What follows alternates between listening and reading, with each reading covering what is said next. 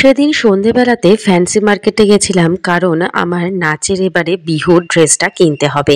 তো সেই জন্য চটপট রেডি হয়ে বেরিয়ে গেছিলাম, আর সাথে রেনকোট নিয়ে নিয়েছিলাম, কারণ এখন আবার আসামে টুকটাক বৃষ্টি হচ্ছে। তো তারপরেই আমরা পৌঁছে গেছিলাম হচ্ছে ফ্যান্সি মার্কেটে।